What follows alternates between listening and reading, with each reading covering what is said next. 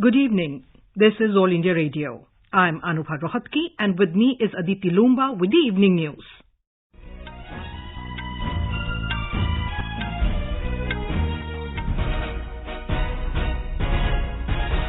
The headlines. Prime Minister Narendra Modi leaves for New Delhi after attending state funeral of former Japanese PM Shinzo Abe in Tokyo. Raksha Mantri urges Indian defence industry to increase investment in defence corridors set up in Uttar Pradesh and Tamil Nadu to make India a global defence manufacturing hub. Indian Railways make nearly 500 railway stations Divyangjan, aged and children friendly by installing lifts and escalators under Sugamya Bharat Abhiyan. Supreme Court live streams proceedings of all Constitution Bench hearings from today.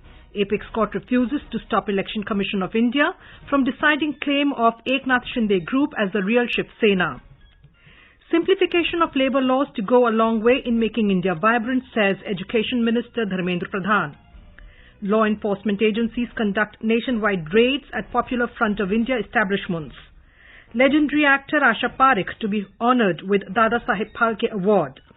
India to take on South Africa in the first of the three T20 internationals at the Greenfield International Stadium, Thiruvananthapuram tomorrow evening.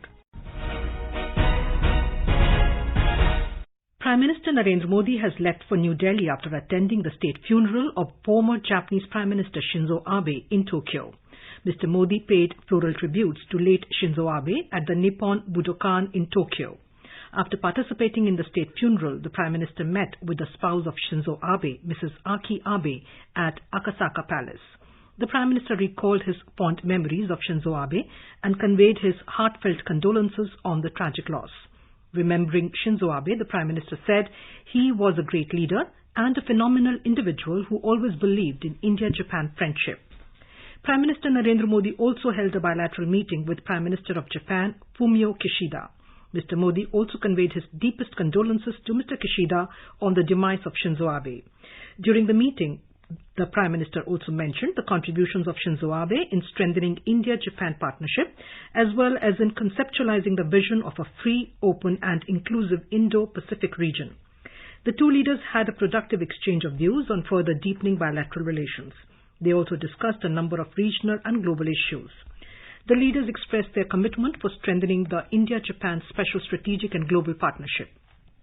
The Prime Minister also had productive talks with Prime Minister of Australia, Anthony Albanese, in Tokyo. He said India and Australia will keep working closely to boost the India-Australia friendship in diverse sectors.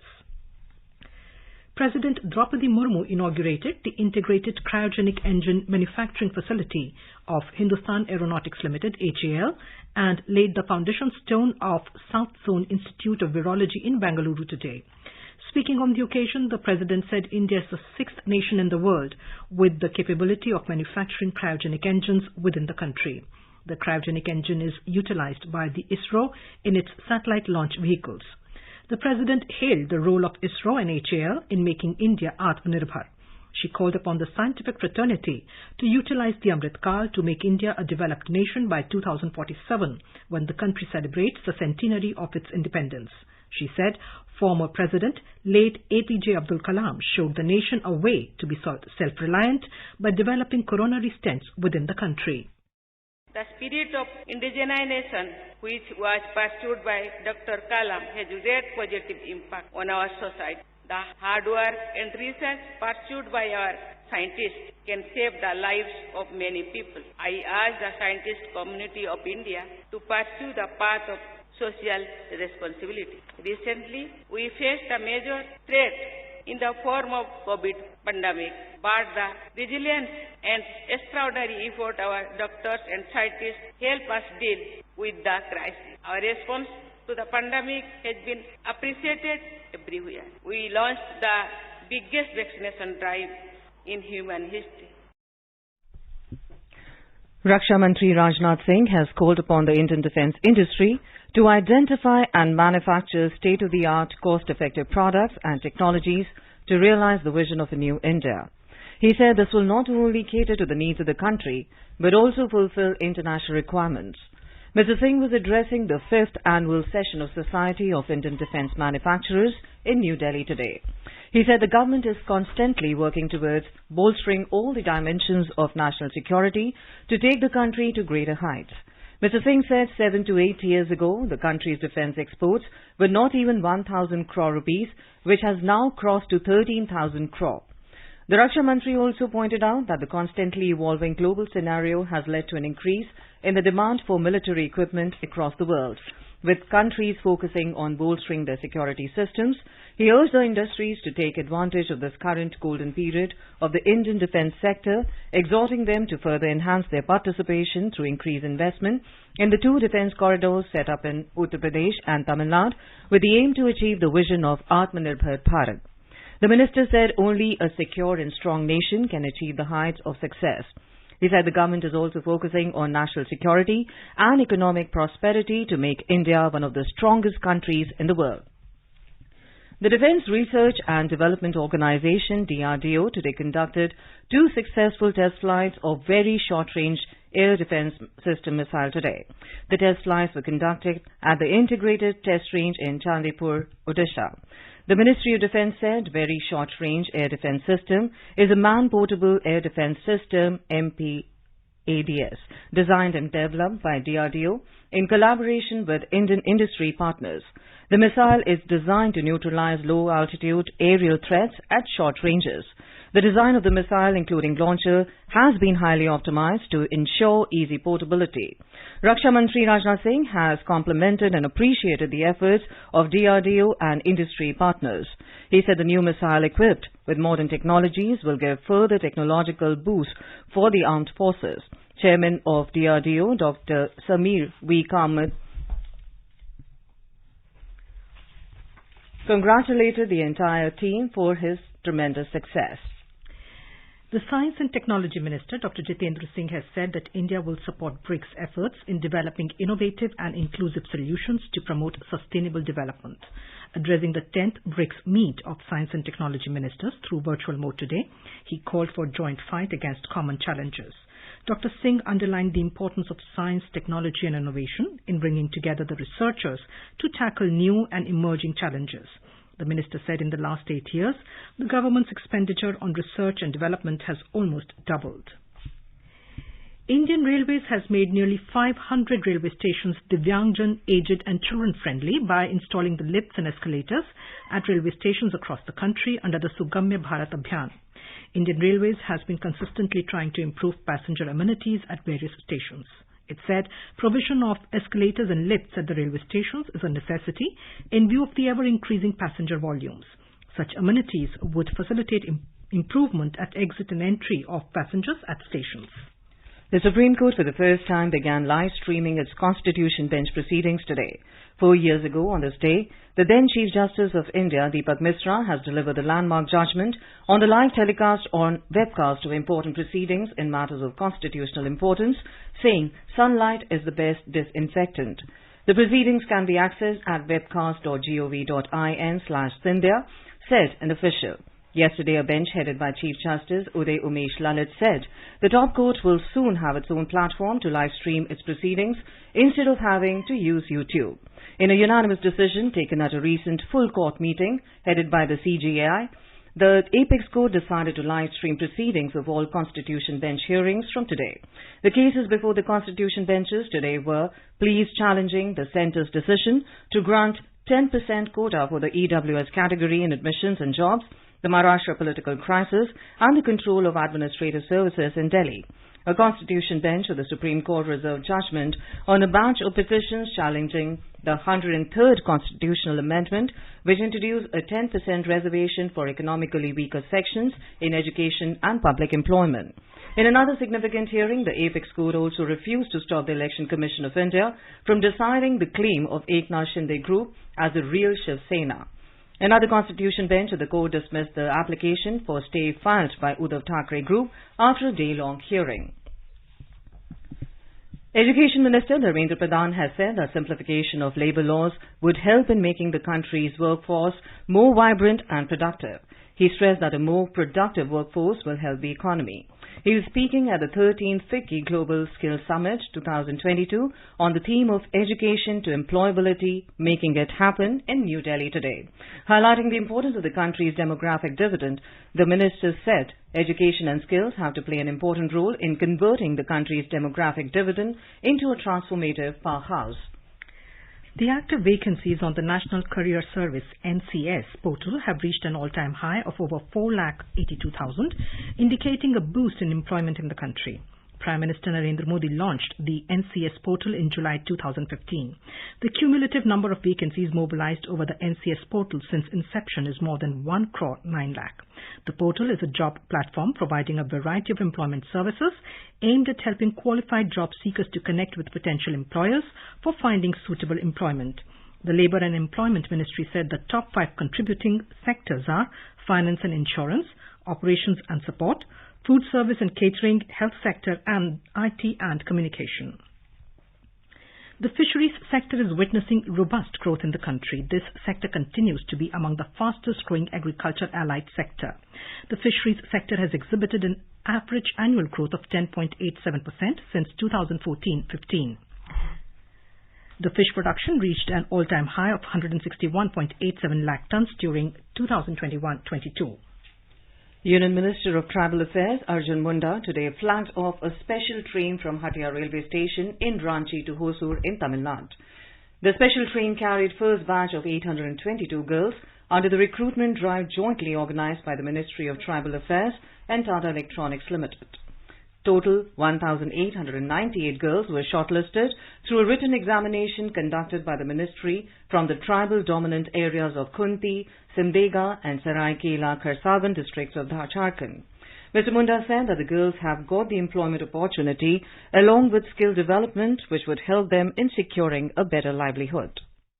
ये learning earning के साथ आगे की शिक्षा भी आपकी जारी रहेगी। यानी हमारा ये अभियान सिर्फ रोजगार का ही नहीं बल्कि अब बहुआयामी व्यक्तित्व का निर्माण करते हुए राष्ट्र में हमारी प्रमुख भूमिका सुनिश्चित हो, ऐसा उद्देश्य के साथ ये अभियान प्रारंभ हो रहा है। और इस अभियान का लक्ष्य माननीय प्रधानमंत्री जी ने निर्धारित किया है कि हम सबको मिलकर के इस देश में हम यदि प्रत्येक व्यक्ति यदि अपने परिवार को समृद्ध बनाने के लिए शिक्षा में, स्वास्थ्य में, रोजगार में जागरूक रहे तो स्वयं भारत देश समृद्ध होगा.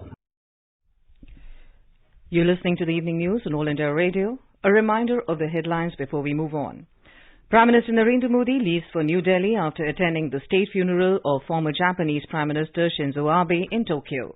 Raksha Mantri urges Indian defence industry to increase investment in defence corridors set up in Uttar Pradesh and Tamil Nadu to make India a global defence manufacturing hub. Indian Railways make nearly 500 railway stations in Divyangjan, aged and children-friendly by installing lifts and escalators under Sugamya Bharat Abhiyan. Supreme Court live streams proceedings of all Constitution Bench hearings from today. Apex Court refuses to stop Election Commission of India from deciding claim of Eknath Shinde Group as the real Shiv Sena. Simplification of labour laws to go a long way in making India vibrant, says Education Minister Dharmendra Pradhan. Law enforcement agencies conduct nationwide raids at Popular Front of India establishments. Legendary actor Asha Parekh to be honoured with Dada Saheb Phalke Award. India to take on South Africa in the first of the 3 T20 International at the Greenfield International Stadium, Thiruvananthapuram tomorrow evening. For quick news updates round the clock, follow us on our Twitter handle at AIR News Alerts. अपने business को बढ़ाने के लिए लीजिए आकाशवाणी का सहयोग और दीजिए उसे बुलंदियों के पंख। आपका बिजनेस लोकल है या राष्ट्रीय, आकाशवाणी देती है उपभोक्ताओं तक पहुंचने का हर विकल्प। और अब तो आप घर, दफ्तर या दुकान पर बैठे बैठे कर सकते हैं आकाशवाणी के किसी भी केंद्र के लिए विज्ञापनों की बुकिंग। आकाशवाणी के विभिन्न चैनलों पर विज्ञापन देना सुलभ और सस्ता। बुकिंग है तो संपर्क करें 8700014242 पर। 8700014242। प्रतियोगी परीक्षाओं की तैयारी करने वालों के लिए इस बार अभ्यास कार्यक्रम में विषय होगा पब्लिक एडमिनिस्ट्रेशन। इस सब्जेक्ट पर अपने सवाल आप हमें व्हाट्सएप करें 92890 9444 पर, या फिर आप ईमेल करें abhyas.airnews@gmail.com पर। सवाल भेजने की अंतिम तारीख है 28 सितंबर। आपका अभ्यास, हमारा प्रयास।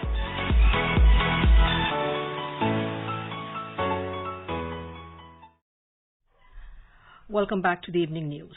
Prime Minister Narendra Modi will inaugurate and lay the foundation stone of various development projects worth around 29,000 crore rupees during his two-day visit to Gujarat beginning Thursday. On the first day of his visit, Mr. Modi will lay the foundation stone and dedicate various projects worth more than 3,400 crore rupees in Surat. Thereafter, he will travel to Bhavnagar, where he will lay the foundation stone and inaugurate multiple developmental initiatives worth over 5,200 crore rupees. The Prime Minister will also inaugurate the 36th National Games at the Narendra Modi Stadium in Ahmedabad, besides attending the Navratri festival. On Friday, Mr. Modi will lay the foundation stone and dedicate various projects worth over 7,200 crore rupees in Ambaji.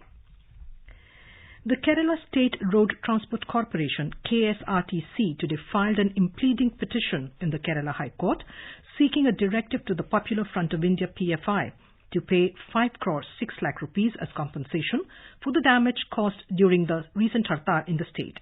The PFI had called the hartal last Friday in protest against the arrest of its leaders by the NIA. The KSRTC said 58 buses were damaged as stones were pelted at them by the hartal supporters, and the corporation suffered a loss of about 4 crore rupees due to the cancellation of trips. It said 10 of its employees and a passenger were injured in the violent incidents. The corporation appealed that the losses suffered should be recovered from the leaders of PFI who called for the hartal. The High Court will consider the petition on Thursday. In Uttar Pradesh, raids were conducted on the offices and houses of the members of Popular Front of India at various places. ADG Law and Order of the State, Prashant Kumar, said that State Police, ATS and STF raided several locations associated with PFI and its members in 26 districts. 57 members were detained in these raids. He said that further probe is underway in this case.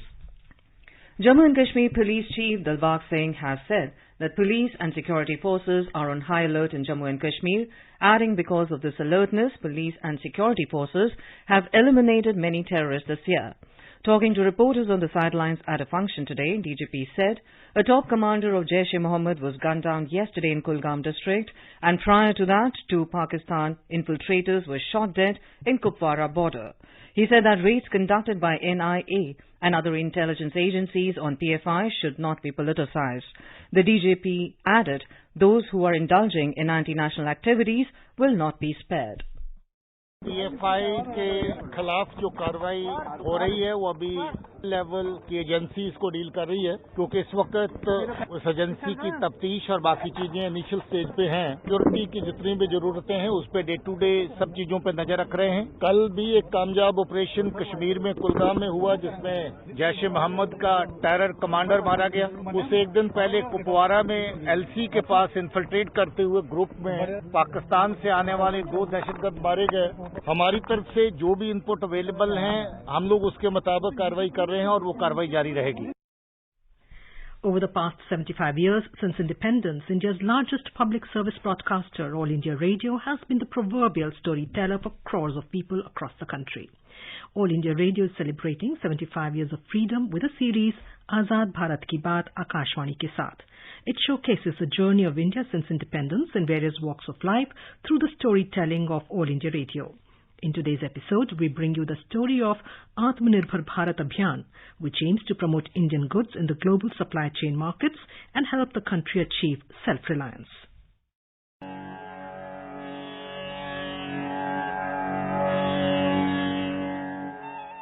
Today we are taking a look at how India emerged as Atmanirbhar or self-reliant in the midst of the COVID pandemic. Atmanirbhar Bharat Abhiyan is the vision of New India envisaged by Prime Minister Narendra Modi. It aims to make India a bigger and more important part of the global economy, pursuing policies that are efficient, competitive and resilient, and being self-sustaining and self-generating.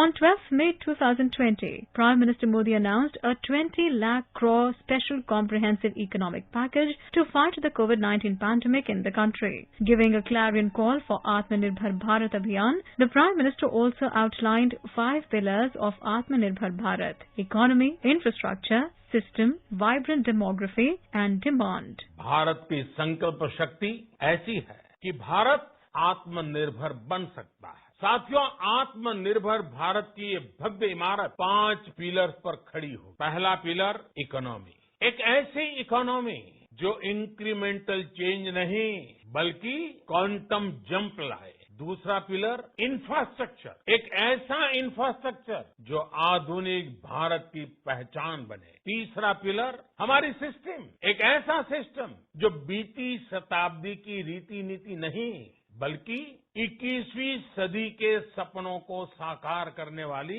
Technology driven व्यवस्थाओं पर आधारित हो। चौथा pillar हमारी demography, दुनिया की सबसे बड़ी डेमोक्रेसी में हमारी वाइब्रेंट डेमोग्राफी हमारी ताकत है। आत्मनिर्भर भारत के लिए हमारी ऊर्जा का स्रोत है। पांचवा पिलर डिमांड, हमारी अर्थव्यवस्था में डिमांड और सप्लाई चेन का जो चक्र है, जो ताकत है, उसे पूरी क्षमता से इस्तेमाल किए जाने की जरूरत है। The Atmanirbhar Bharat Package 2.0 was announced on the 12th of October 2020 and Atmanirbhar Bharat Package 3.0 on the 12th of November 2020.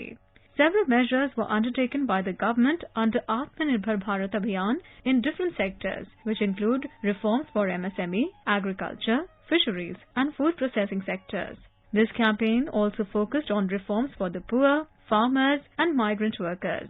India's spirit of self-reliance is evident from the fact that from zero production of personal protection equipment kits before March 2020, the country developed the capacity to produce over 5 lakh PPE kits daily. From just 1 lab at the beginning of the COVID pandemic, the nation now has over 3,300 testing labs in the country. In diagnostics, India swiftly became self-sufficient and it emerged as the world's cheapest provider of RT-PCR tests. The government worked round the clock to boost production and supply of essentials such as N95 masks, medicines and made-in-India ventilators. The country also achieved self-reliance in vaccine manufacturing, which helped it to undertake world's largest vaccination drive smoothly. Progress started with the collective efforts of India's researchers and scientists in streamlining the country's response toward an evidence-based approach to successfully tackle the pandemic. India's achievement in addressing the COVID-19 pandemic was acknowledged by global leaders who praised it for its Vaccine Maitri initiative, which provided over 2,544 lakh vaccine doses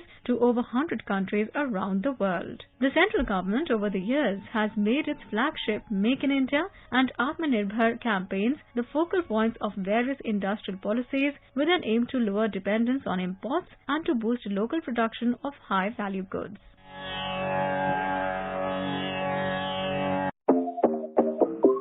देश भर में धूम मचाए ज्ञान का ये उपहार, mobile पे आजादी क्वेस्ट आया आजादी का इतिहास। डाउनलोड करे आजादी क्वेस्ट, ये लो जीतो ढेरों इनाम, मौका पाए जुड़ने का रेडियो और डीडी के साथ। सिर्फ खेल नहीं उत्सव है, आजादी का अमृत महोत्सव है, आजादी का अमृत महोत्सव है। डाउनलोड करें आजादी क्वेस्ट ऐप और पाएं ढेरों इनाम। The World Trade Organization WTO chief has said she believes the world is heading towards a global recession due to multiple colliding crises and called for policies to revive growth. Speaking at the opening of the Global Trade Body's annual public forum in Geneva today, WTO Director General Ngozi Okonjo-Iweala said the Russia-Ukraine conflict, the climate crisis, food prices and energy shocks, plus the aftermath of the COVID-19 pandemic were creating conditions for a world recession. She noted that the World Bank and the International Monetary Fund had both downgraded global growth forecasts, while indicators on trade numbers were also not looking too good. Ms. Okonjo-Iweala said her top concern was how to ensure food security, followed by access to energy. President of the European Union Chamber of Commerce in China, EUCCC, Jörg Wuttke, said The new lineup of the Chinese leadership after the 20th Party Congress will have to give a clear signal to the world that China is committed to economic reforms and opening up. In an exclusive interview with Prasar Bharati's special correspondent in Beijing, Jorg Wuttke said this would be important to restore the eroding confidence of foreign companies in China as an investment destination. Information and Broadcasting Secretary Mr. Purv Chandra has said with the launch of 5G in the next few days, there is a possibility of direct mobile broadcast. Speaking at the FICCI Frames 2022 in Mumbai, Mr. Purv Chandra said that Prasar Bharati has collaborated with IIT Kanpur and has come up with a concept where through a small attachment with smartphone, more than 20 channels can be viewed, and this will usher in a new revolution. The Secretary is assured that the Information and Broadcasting Ministry is the facilitator and will do everything possible to support the media and entertainment industry.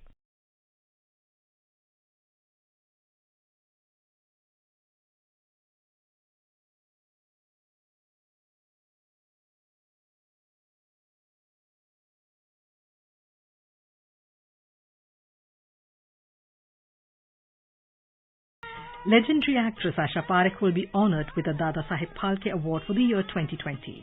The award will be presented to her at the National Film Awards ceremony in New Delhi on Friday. Announcing the decision, Information and Broadcasting Minister Anurag Thakur said that the Dada Saheb Phalke selection jury has decided to honour Ms. Parekh for her exemplary lifetime contribution to Indian cinema. He also announced that the 68th National Film Awards will be held on 30th September and will be presided over by President Draupadi Murmu. 68वें national film awards में इस बार Dada Saheb Phalke award प्रख्यात film अभिनेत्री जिन्होंने 95 से ज्यादा फिल्में की हैं आशा पारिक जी को दिया जा रहा है। मैं इनको बहुत बहुत बधाई देता हूं। 30 सितंबर को दिल्ली में भारत की राष्ट्रपति Shrimati Draupadi Murmu ji national film awards भी देंगी और दादा साहब फाल्के अवार्ड के भी विजेता आशा पारिक जी को उस समय सम्मानित किया जाएगा। South Africa's tour of India will kick off with a 3-match T20 international series tomorrow. The opening match of the series will be played at the Greenfield International Stadium in Thiruvananthapuram. Guwahati's Barsapara Cricket Stadium will host the second match of the series, scheduled to be played on the 2nd of October. The third and the final match of the series will take place on the 4th of October at the Holkar Cricket Stadium in Indore. After the completion of the T20 series, the two teams will take part in the 3-match ODI series slated to be played from the 6th of October. The Sensex and the Nifty today closed almost flat. A report from the business desk. The Sensex lost 38 points to close at 57,108. The Nifty also slipped 9 points to finish at 17,007. In the forex market, the rupee appreciated 4 paise against the US dollar. The domestic currency closed at 81 rupees and 58 paise against the American unit. And global crude oil prices rose more than 1.5% from a 9-month low level. In intraday trade, Brent crude was trading at $85.60 per barrel. V. Ravi Kumar for AIR News.